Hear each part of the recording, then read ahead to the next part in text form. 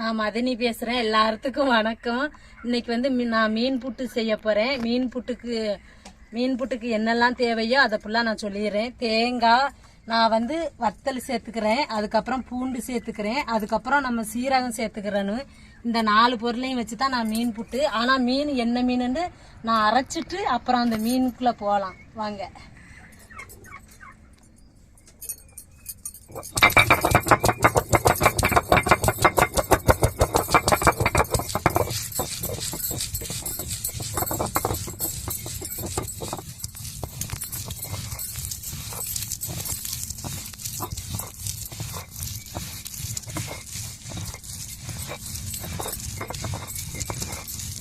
சேர்த்துக்கிறேன்னு நான் 2 ஸ்பூன் சேர்த்துக்கிறேன்.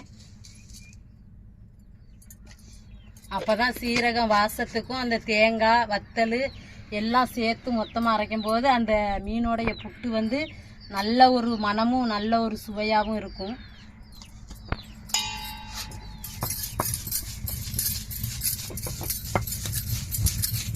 அரைக்கும் போதே அம்மியில் அந்த வாசம் தெரிஞ்சிடும் நம்மளுக்கு.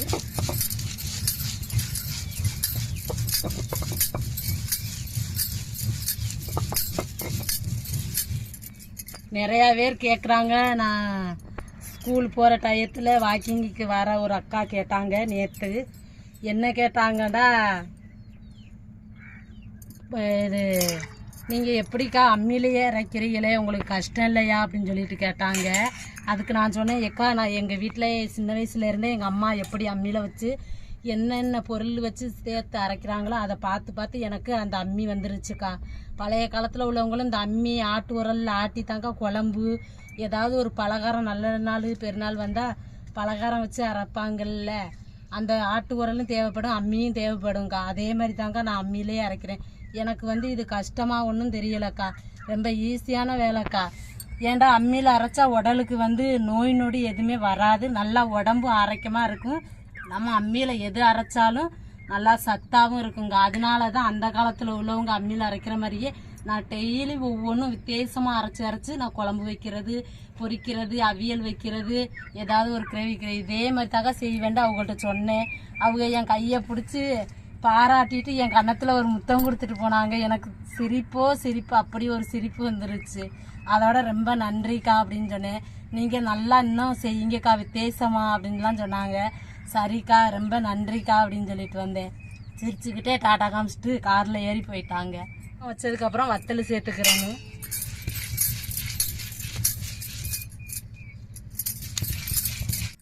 இப்போ வந்து நம்ம பூண்டு சேர்த்துக்கிறேன்னு.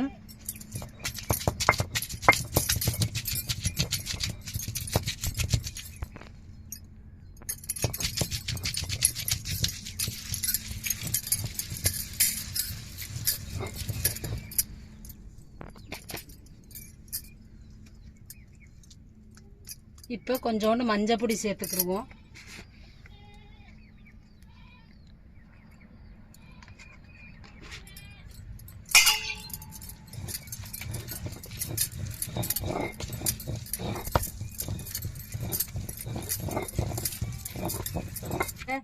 நைஸாக அரைக்கக்கூடாது, புட்டுக்கு வந்து கொஞ்சம் சரசரப்பாக தான் இருக்கணும். நான் அந்த பதத்துக்கே அரைச்சிட்டேன், பார்த்தாலே தெரியும் உங்களுக்கு.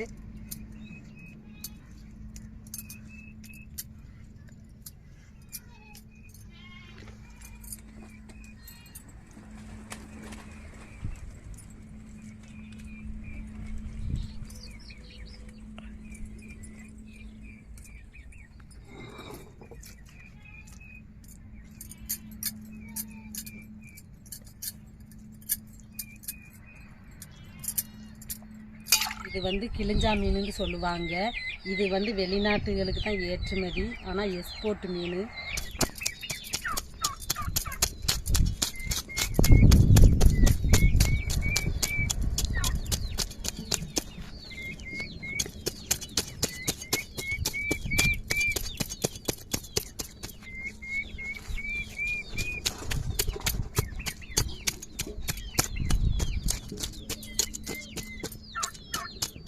நாங்கள் மீனை வெட்டி எடுத்துக்கிட்டோம். இப்போ கல் உப்பு போட்டு உரசி சுத்தம் செஞ்சுட்டு தான் நான் அடுப்பில் அவிக்க போகிறேன்.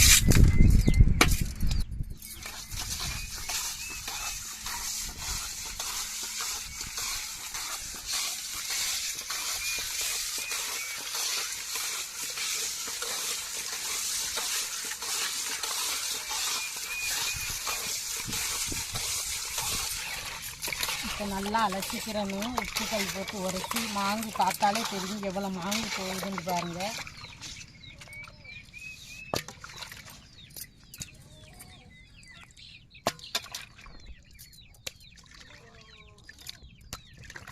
இப்போ சுத்தமாக கழுவி எடுத்துக்கிட்டோம். நம்ம அடுப்பில் கொஞ்சம் தண்ணியை ஊற்றி கொஞ்சம் மஞ்சத்தூள் போட்டு அவிக்கணும். நீங்கள் மீன் அவிக்கையிலேயே உப்பு சேர்த்துக்கிறலாம், இல்லாட்டா உப்பு சேர்க்காமலேயும் நீங்கள் அவிச்சு எடுத்துக்கிறலாம்.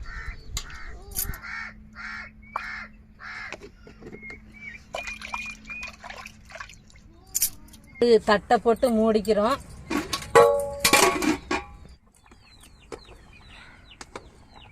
இப்போ பார்த்தீங்கன்னா மீன் நல்லா வெந்துருச்சு. நம்ம இறக்கி வச்சு மீனை ஆற விட்டுட்டு தான் நம்ம புட்டுக்கு ரெடி பண்ணணும். இப்போ மீன் நல்லா வெந்துருச்சு, நாங்கள் இறக்க போகிறோம்.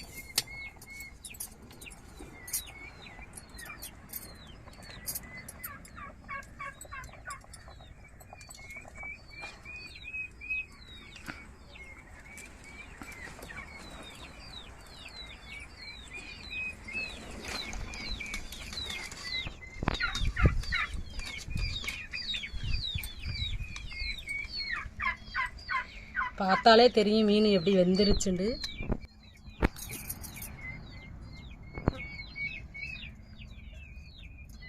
பாருங்க மீனை எப்படி வெந்திருக்குண்டு. புட்டுக்கு இந்த அவியல் போதும். அவ்வளோ மீனையும் எடுத்தாச்சு. இதுதான் லாஸ்ட் மீன்.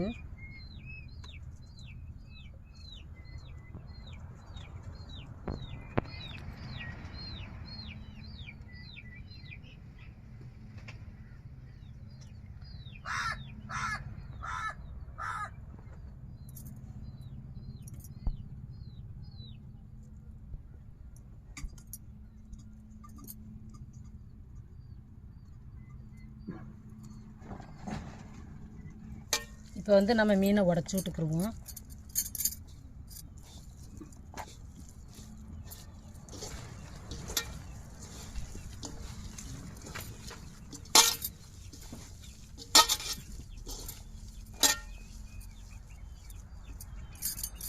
உதிர்த்தியாச்சு. இப்போ நம்ம உப்பு சேர்த்துக்கிருவோம்.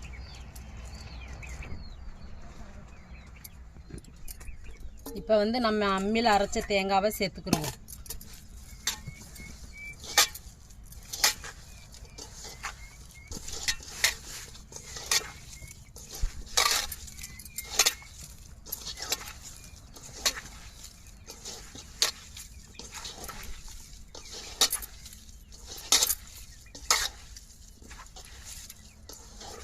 புட்டுக்கு ரெடி பண்ணிட்டேன். உதிரி பூ மாதிரி இருக்குது. அதோட வாசத்தை பாருங்கள். இப்பயே இந்த வாசமாக இருக்குதுண்டா. நம்ம தாளித்து அதை வதக்கும் போது எவ்வளோ ஒரு பொரியல் பண்ணும்போது எவ்வளோ ஒரு வாசமாக இருக்கும். இப்போ எண்ணெயை சேர்த்துட்டேன். இப்போ கடுகு சேர்த்துக்கிருவோம்.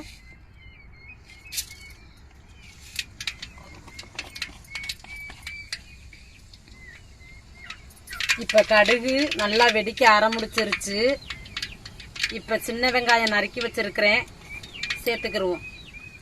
கருவேப்பிலையும் அதோட சேர்த்துக்கிருவோம்.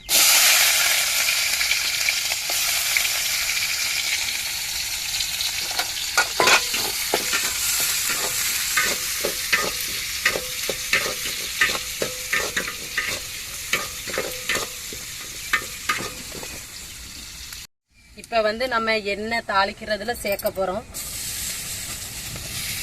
வெங்காயம் கடவுளுமெல்லாம் நல்லா பொரிஞ்சிட்டு இப்போ நாங்கள் புட்டுக்கு செஞ்சு வச்சுருக்கிறத சேர்க்க போகிறோம். தாளிக்கிற பொருளில் இந்த புட்டை சேர்த்துருக்கேன். அந்த வாசத்தை பாருங்கள். அதோட மணத்தையும் வாசத்தையும் நல்ல ஒரு வாசம் வருது. கண்டிப்பாக மறக்காமல் நீங்கள் எல்லா வகை மீன்லையும் இப்படி புட்டு செஞ்சு சாப்பிடலாம். குழந்தைகளுக்கு ரொம்ப நல்லது. பார்த்தாலே தெரிஞ்சிடும் உங்களுக்கு எப்படி உதிரியாக வருதுன்னு. இன்னும் உதிரியாக வருங்க.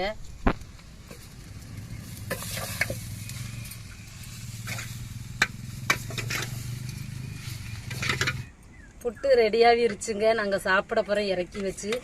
பாருங்கள் எவ்வளோக்குள்ள உதிரியாகிட்டுண்டு.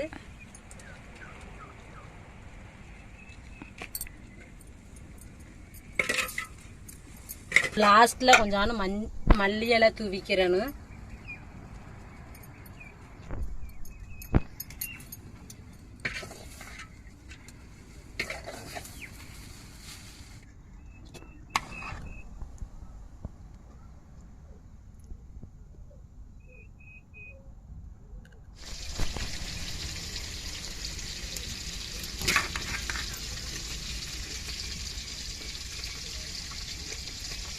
தேங்காய் ரசம் இந்த புட்டுக்கு நல்லா இருக்கும். நீங்களும் இதே மாதிரி உங்கள் வீட்டில் ட்ரை பண்ணி பாருங்கள்.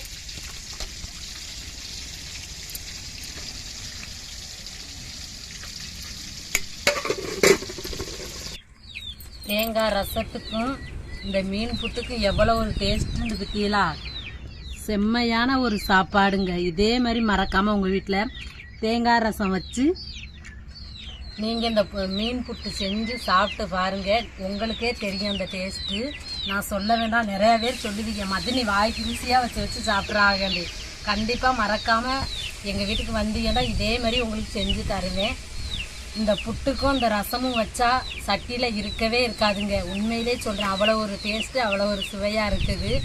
இந்த வீடியோ உங்களுக்கு பிடிச்சிருந்தால் லைக் பண்ணுங்கள், ஷேர் பண்ணுங்கள், கமெண்ட் பண்ணுங்கள். இது ஆதரவு கொடுங்க, சப்போர்ட் பண்ணுங்கள். எல்லாத்துக்கும் ரொம்ப நன்றி.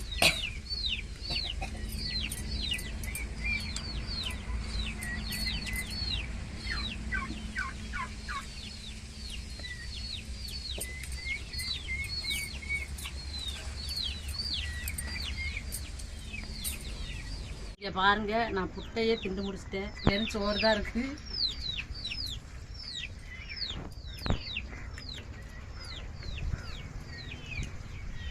இந்த மீனை கிழிஞ்சா மீனை வாங்கி உங்கள் வீட்டில் நீங்கள் புட்டு செஞ்சு சாப்பிட்டு பாருங்கள். டேஸ்ட்டு செம்மையாக ஒரு சாப்பாடு. உண்மையிலேயே நல்ல நிறைவான சாப்பாடு சாப்பிடுவீங்க.